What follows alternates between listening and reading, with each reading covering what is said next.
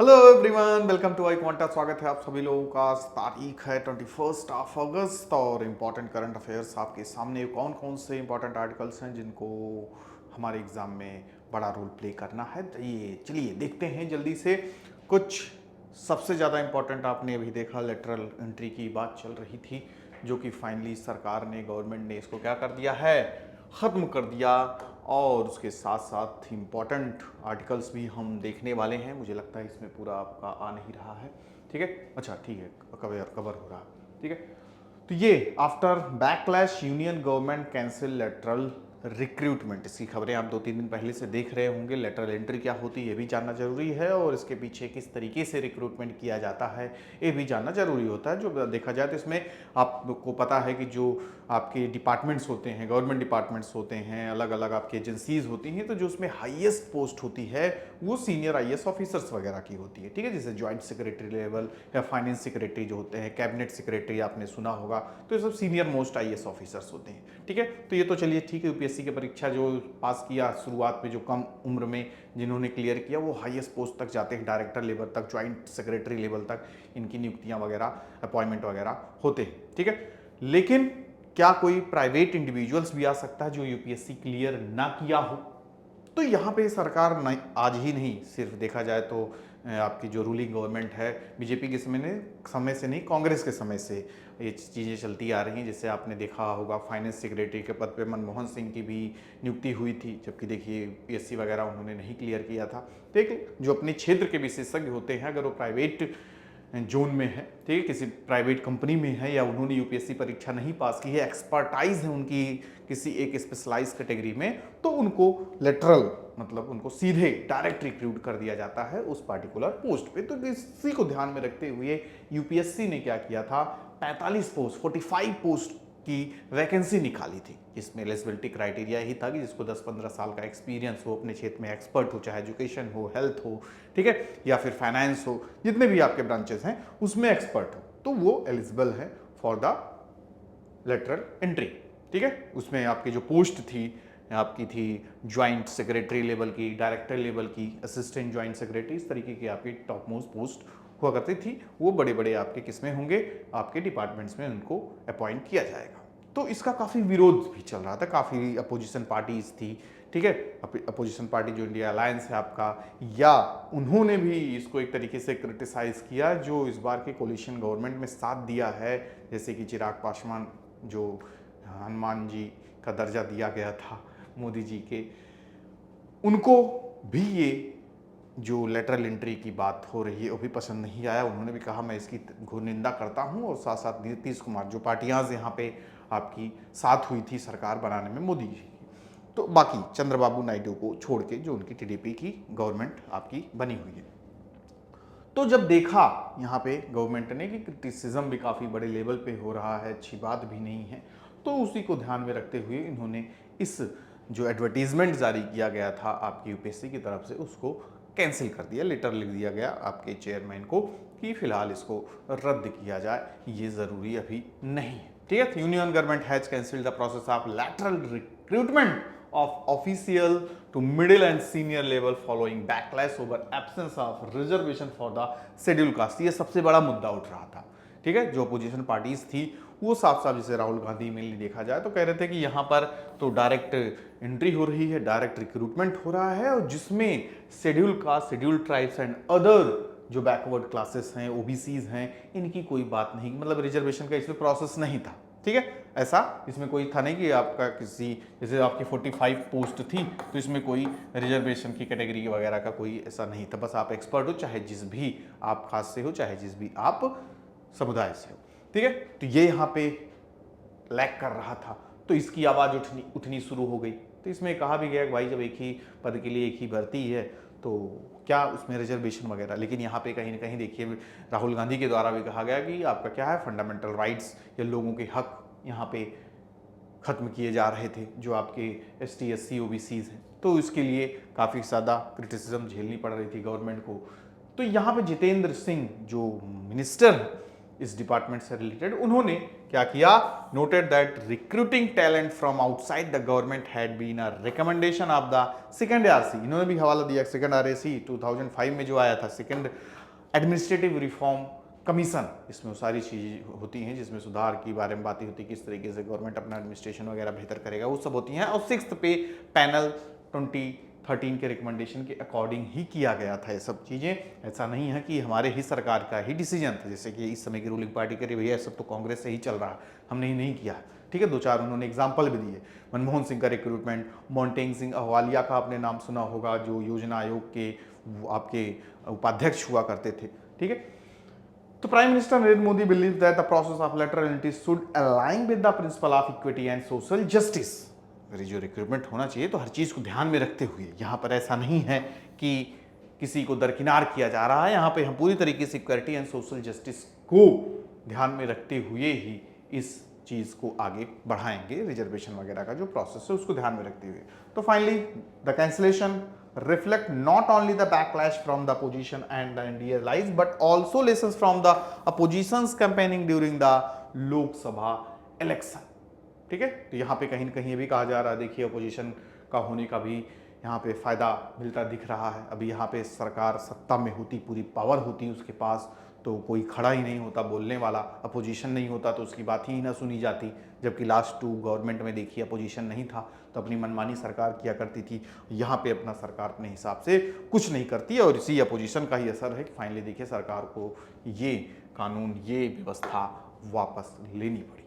ठीक है, एक और इसी से रिलेटेड ही आर्टिकल है, इंपॉर्टेंट है, जो यहाँ पे देखिए राहुल गांधी जी ने flip flop on lateral entry reveals weak decision making opposition, वही सारी बातें यहाँ पे किया जा रहा है। तो जब ये वापस लिया गया फैसला तो अपोजिशन ने भी इसको क्या किया, पूरी तरीके से स्वागत किया और सरकार की प्रशंसा भी की कि चलिए बहुत अच्छी बात है। तो यहाँ पे वही बातें की जा रही है, welcome opposition parties welcome the centre cancellation of electoral recruitment to senior government position, seeing it as a sign of weak decision making in Modi's third term and inability to act unilaterally. ठीक है, तो इसमें एक तरीके से कहा भी गया है किस तरीके से गवर्नमेंट का जो डिसीजन था वो ठीक नहीं था। ठीक है, बाकी सब लोग अब एक तरीके से सब क्रेडिट भी दे रहे हैं, मेनली राहुल गांधी को क्रेडिट जाता है जो इस बात को उठाए और यहाँ पे उन्होंने कहा कि जो SC STs एंड OBCs हैं इनके जो रिजर्वेशन है उसको प्रोटेक्ट करना काफ़ी ज़रूरी है। जो कांग्रेस के प्रेसिडेंट हैं mister Kharge and other leaders assert the power of the constitution prevent dictatorial moves. यहाँ पे कहा गया है कि जो कॉन्स्टिट्यूशन की जो पावर है, कॉन्स्टिट्यूशन का जो देखा जाए तो डेमोक्रेसी को बचाने की जो उसके अंदर शक्ति है वो आपकी एक तरीके से बची रह गई, डिक्टोरियल मूव्स होने से बचा रह गया। ठीक है, तो ये काफ़ी यहाँ पे इस चीज़ को क्रेडिट दिया जा रहा है कॉन्स्टिट्यूशन को। अखिलेश यादव और तेजस्वी यादव ने भी क्रिटिसाइज किया था इस अटेम्प्ट को। उन्होंने कहा था कि एक तरीके से क्या है, calling it a backdoor method of including RSS affiliated individuals. ये जो लेटरल एंट्री है एक तरीके से पीछे के दरवाजे से लोगों को लाया जा रहा है, जो इनके चाहने वाले NDA अलायंस के लोग या इनके जाने पहचाने जो प्राइवेट कंपनियों में इंडिविजुअल्स हैं उनको बैकडोर से ले आएंगे, अपने हिसाब से काम करवाएंगे, अपने फायदे के लिए काम करवाएगी सरकार। तो ये सब यहाँ पे इनके द्वारा इस बात को उठाया जा रहा था तेजस्वी यादव और Akhilesh Yadav. D Raja emphasizes that the country's awareness and constitutional adherence force the government to reserve its policy। ठीक है, यहाँ पे इनका भी यही कहना है कि लोगों की जागरूकता और कॉन्स्टिट्यूशन का जो ताकत है वो इन सब चीज़ों को गलत होने से बचा लिया। ठीक है, तो इस तरीके की चीज़ें चल रही हैं, तो आपको भी इस पर नज़र रखना होगा।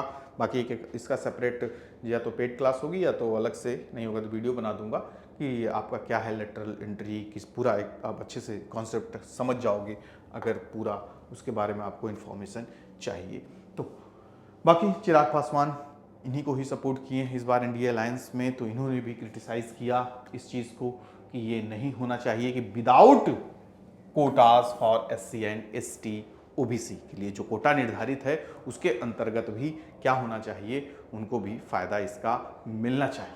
ठीक है, तो इन सब की बातें यहाँ पे चिराग पासवान ने भी कही है और हर चीज़ को यहाँ इस मुद्दे पे उठाया। Paswan highlighted that the questioning the criticism of the current government, ठीक है।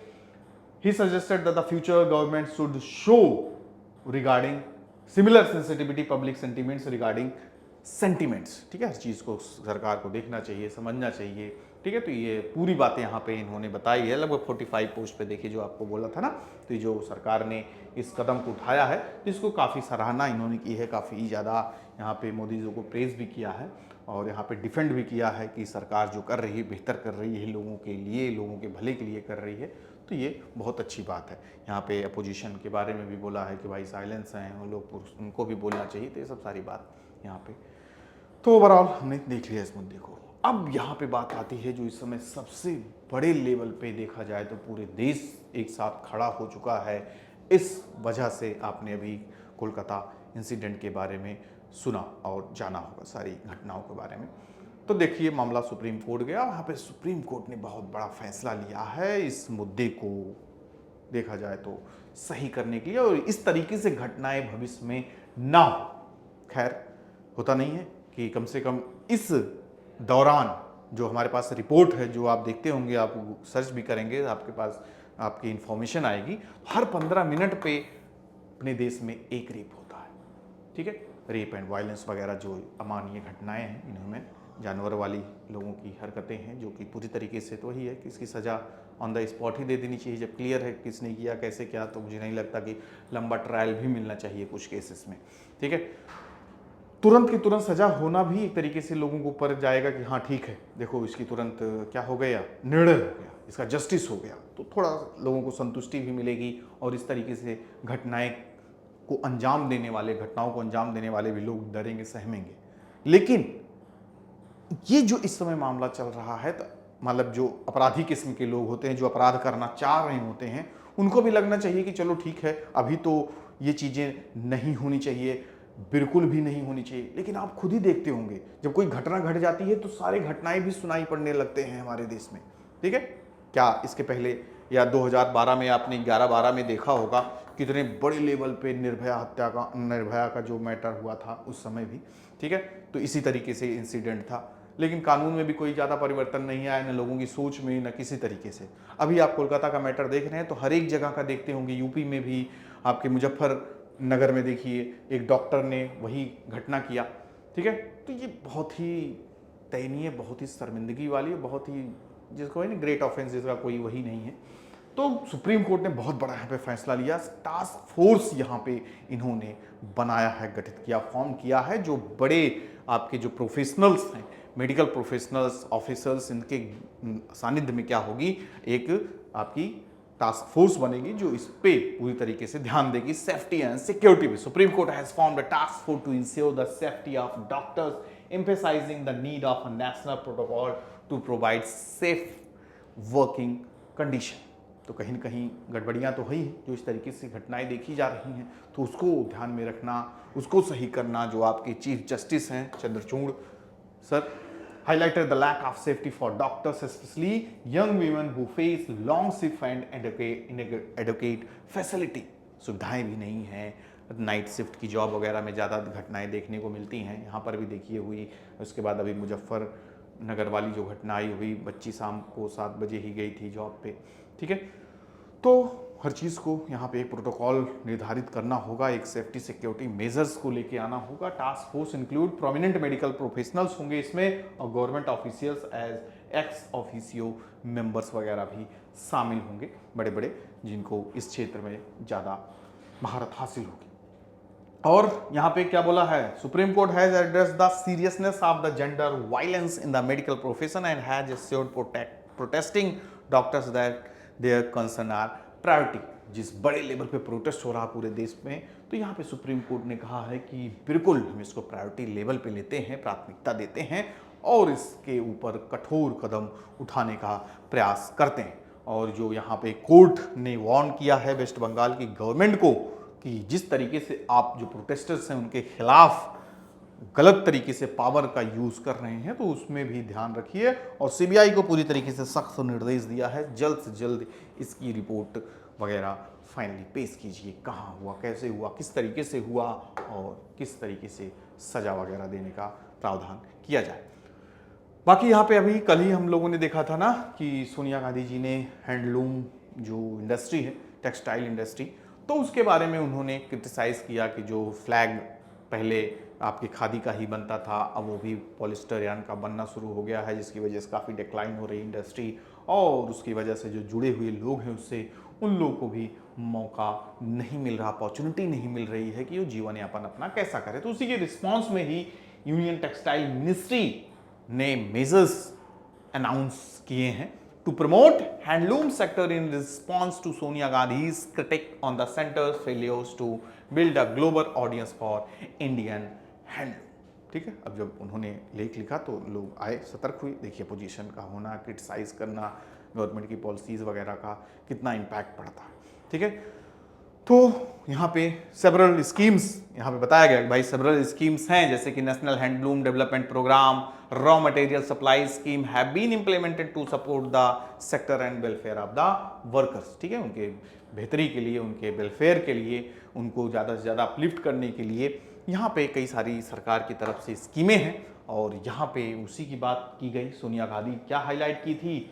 Highlighted that the GST remains a burden on handloom workers. अभी देखिए ना, जो आपका फ्लैग कोड था उससे जीएसटी को हटा दिया गया है, पॉलिस्टर यान के बनाए हुए झंडे यूज़ किया जाएंगे, तो यहाँ पे जीएसटी वगैरह भी लागू रहता है हैंडलूम वर्कर्स के ऊपर। ठीक है, सेक्टर के ऊपर, तो उसकी वजह से काफ़ी बर्डन बढ़ता जाता है उनके ऊपर, उसका टैक्स को देने की वजह से प्रॉफिट शेयरिंग भी उनका कम ही हो जाता है, affecting both final products and raw material like yarns, dice, chemical, जो चीज़ें यहाँ पे लगती हैं तो इस पर जीएसटी वगैरह लगता है, जिसकी वजह से काफ़ी कॉस्ट का बर्डन पड़ जाता है वर्कर्स के ऊपर। Financial assistance under the NHDP यानी national handloom development programme includes upgraded loom, solar lighting units, workshed construction, product and design development and marketing. ठीक है, तो ये सब भी होना जरूरी है। अगर ये सारी चीजें रहेंगी तो ही उस सेक्टर को हम काफ़ी आगे ले जा सकते हैं। मार्केटिंग कितना इंपॉर्टेंट है आज के समय, देखिए कहाँ चीज़ें दिखती हैं।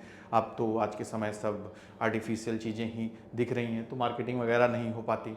ठीक है, the ministry offers margin money assistant, interest subvention and credit guarantee under the weavers Mudra loan. यहाँ पे फाइनेंशियल क्रेडिट वगैरह की बात की जा रही है, लोन वगैरह भी आप ले सकते हैं, तो उसका भी पूरी तरीके से सरकार की तरफ सपोर्ट है। Additional support includes life and accidental insurance की भी बात हो रही है, स्कॉलरशिप भी देने की बात हो रही है बच्चों की, जो आपके हैंडलूम वर्कर्स के बच्चे वगैरह हैं।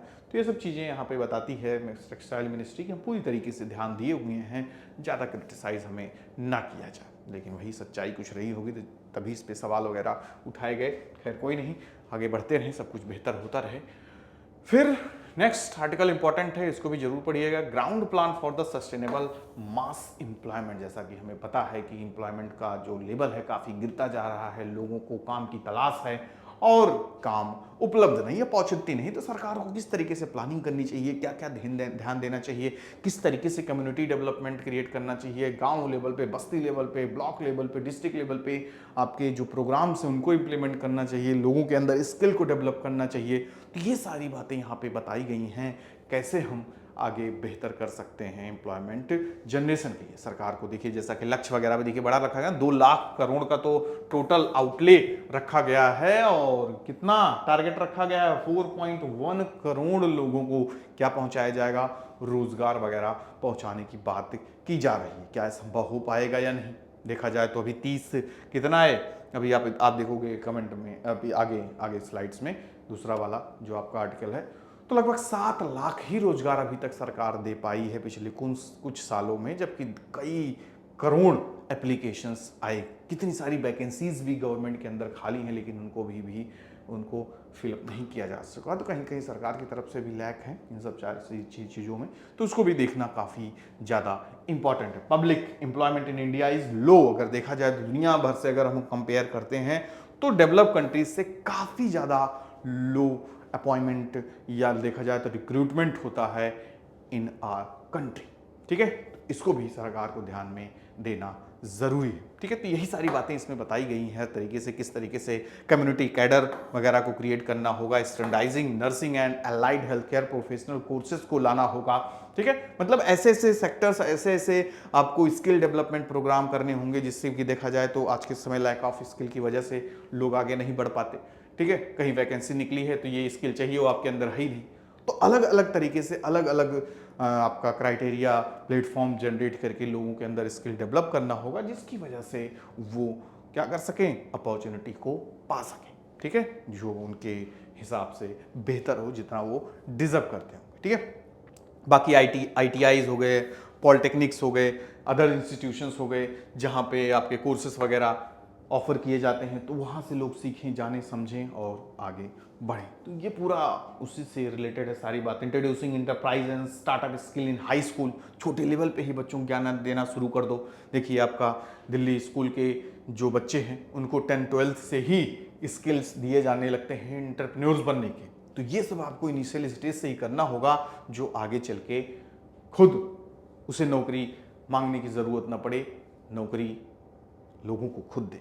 ठीक है, तो ये सब इसको जरूर देखिए और पढ़िए, काफ़ी यहाँ पे इंपॉर्टेंट आपके लिए इसका नोट्स वगैरह यहाँ पे दे दिया हूँ। ठीक है, next, creating employment in the long run, ये भी उसी से रिलेटेड है, एम्प्लॉयमेंट से रिलेटेड है, किस तरीके से आप दूरगामी देख सकते हैं लॉन्ग रन पे एम्प्लॉयमेंट जनरेशन के चीज़ें क्रिटिसाइज भी की गई हैं यहाँ पे। Article critics the finance minister annual budget announcement, highlighting that grand announcement often do not translate into the action of the land accountability. यहाँ पे कहेगा वादे तो सरकार ने बड़े बड़े किए कि इतना रोजगार देंगे, इतना पैसा अलॉट कर दिया, 2 लाख करोड़ कर दिए हैं, उसके साथ साथ 4 करोड़ हम रोजगार देंगे, लेकिन वो दिखता नहीं। वो डेटा जब सामने आता है तो काफी कम होता है जो टारगेट रखा जाता है, तो सरकार को वो भी ध्यान देना पड़ेगा। रिसेंट बजट अनाउंसमेंट है focused on employment but progress has been minimal. यहां पे तो दिखाया गया कि हम काफी बेहतर करने वाले हैं एम्प्लॉयमेंट जनरेशन के लिए, लेकिन रिजल्ट काफी कम देखने को मिलेगा। तो यहां पे सरकार को इस पे बात करना होगा, जबकि बड़ी बड़े एम्प्लॉयमेंट जनरेशन की बात हुई है, लेकिन जो जहां पे सबसे ज़्यादा एम्प्लॉयमेंट जनरेशन के अपॉर्चुनिटीज़ क्रिएट होती हैं, micro small and medium enterprises, वो कम यहाँ पे उसकी बात ही नहीं हुई यहाँ पे कि हम इसको भी यहाँ पे एक्सक्लूड रखा गया है। ठीक है, तो ही बात की गई है, तो हमें इसको देखना होगा, जानना होगा क्या क्या चीज़ें हैं, हर एक बात यहाँ पे डेटा वगैरह भी यहाँ पे आप देखोगे। ये the government has received 22 crore 22 crore job applications आए हैं in the last 8 year, but only 7.2 lakh jobs have been provided. ऐसा क्यों? ठीक है, there are 30 lakh vacancies in the central government, highlighting inefficiencies in the recruitment process। यानी इतने वैकेंसीज, इतना पद खाली है और लोग high job high job high job चिल्ला रहे हैं, ये भी गलत है।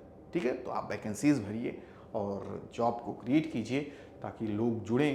जितना पार्टिसिपेशन होगा उतना ही बेहतर लोगों की स्थिति होगी, इकोनॉमिक एक्टिविटीज़ बढ़ेंगी, देश का भी भला होगा, आपका GDP बढ़ेगी, तो हर एक चीज़ सब जुड़ा हुआ है एक दूसरे से। तो सरकार को इस पर पूरी तरीके से सोचना चाहिए और बेहतर परफॉर्म करना चाहिए। तो काफ़ी इंपॉर्टेंट जो आर्टिकल्स थे इनके बारे में हमने चर्चा की, और भी पूरा पेपर आप देखिएगा, जो हाईलाइटेड न्यूज़पेपर वगैरह भेजा हूँ तो उसको भी पूरा पढ़िए। ठीक है, यहाँ पे तो कुछ इंपॉर्टेंट ही आपके सामने रखा जाता है। तो मिलते हैं नेक्स्ट सेशन में। चैनल को जरूर सब्सक्राइब कीजिए, शेयर कीजिए ज़्यादा से ज़्यादा, और जुड़े रहिए हमारे साथ ताकि नोटिफिकेशन वगैरह आपको मिलती रहें। क्लासेस ज्वाइन कीजिए, इनरोल नहीं किए हैं तो इनरोल कीजिए और अपनी प्रिपरेशन को पूरा बनाइए। मिलते हैं नेक्स्ट सेशन में, तब तक के लिए bye bye, take care to all of you, good luck.